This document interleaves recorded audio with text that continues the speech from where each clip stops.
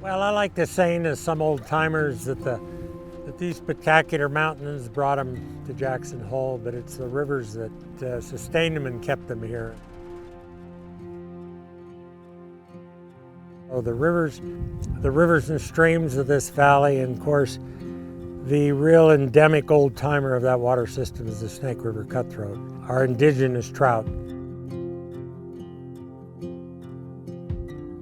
Anything we can do to sustain that population, to protect and restore spawning streams and historic corridors for this great fish is important to all of us. Perhaps it's a genetic disorder, but the Turners have been addicted to fly fishing for cutthroat for 5 generations, and we've enjoyed this wonderful landscape and the rivers and streams. But Spread Creek has really been a special little fishing stream. I think this project is going to enhance that legacy considerably.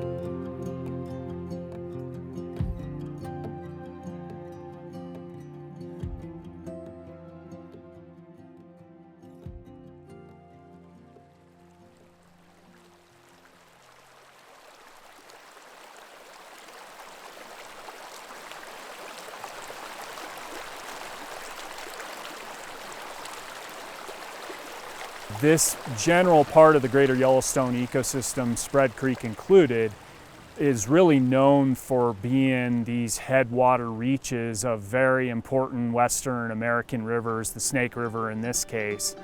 And the Grand Teton National Forest is known as a headwaters national forest for some of America's great rivers, the Yellowstone, the Snake, and the Green River.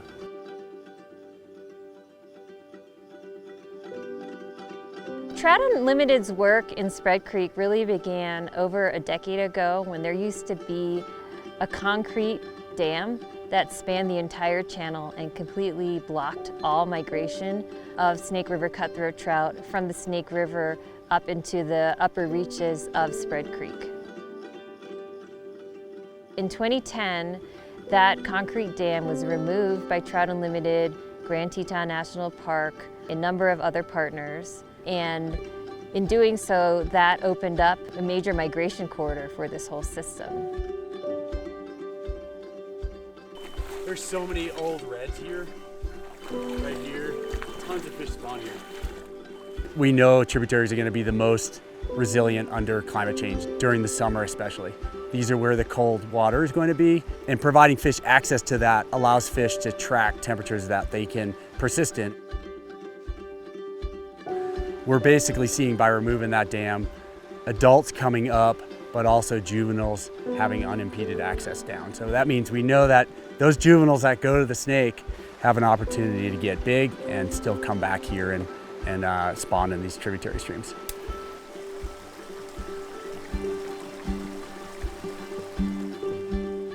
It's not just like giving fish the opportunity to come up and spawn.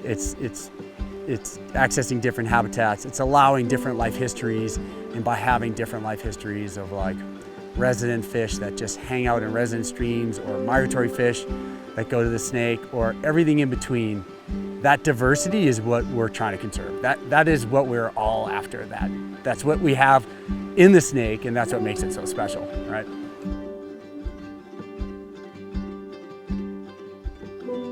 We have really healthy populations of cutthroat here. It's our native fish, and this is probably the most intact population of cutthroat in the world, arguably.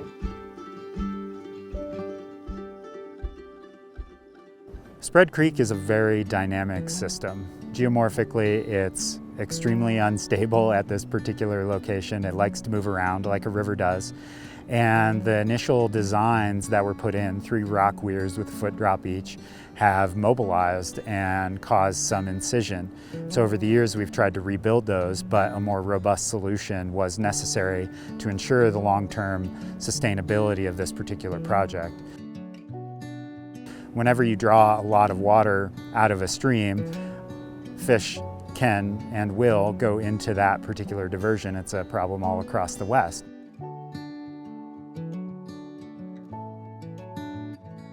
We found out that the irrigators were having a really difficult time getting their water with the diversion, particularly after a couple of really high flow years damaged the diversion. We also found that the land was literally washing away, and we're on public land right here. We're on Grand Teton National Forest land.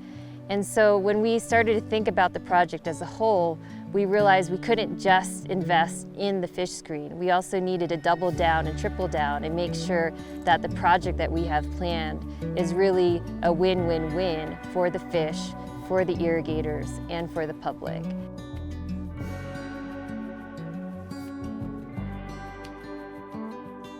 You couldn't sustain these operations without this irrigation water. So it's a wonderful, creative, bold effort by TU with a lot of federal and state partners and donors and volunteers, not only to sustain the irrigation water, which is essential to keeping these historic ranch operations going, but of course we've been able to restore the Snake River Cutthroat Passage up into the Spread Creek drainage and another 40-50 miles of quality headwater habitat.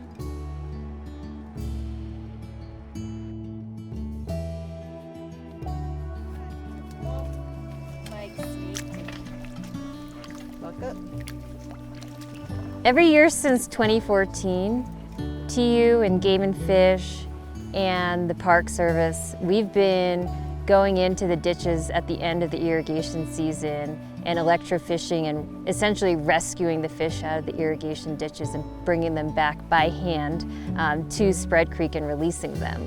And that's only the tip of the iceberg. That's only a fraction of the fish that would be lost into this ditch during the whole course of the irrigation season.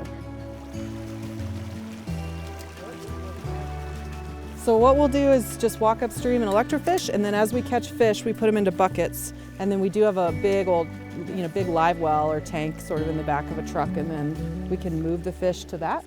And then from there we can take lengths and weights and let them go back in Spread Creek.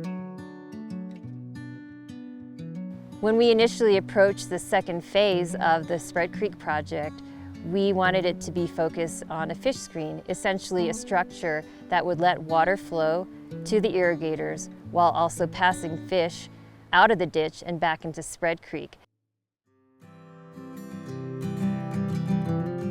The National Park Service mission is to protect and conserve for future and current generations, and to do that we really rely on robust partnerships at all different levels to actually implement that work. And this is a great example of where we've partnered with other land management agencies, nonprofits, to actually remove a complete fish barrier and implement a design and diversion structure that actually allows fish passage. And so over the past 10 years, we've been continuing to work with those partners to a great degree, finding funding, coming up with collaborative, creative solutions. We've got to do the best we can to work on projects that have a high probability of success. And one of the biggest aspects of that success is when we've got a really good partnership and we've got agencies and nonprofits like Trout Unlimited that are going to put the time and resources into a project like this for the long term.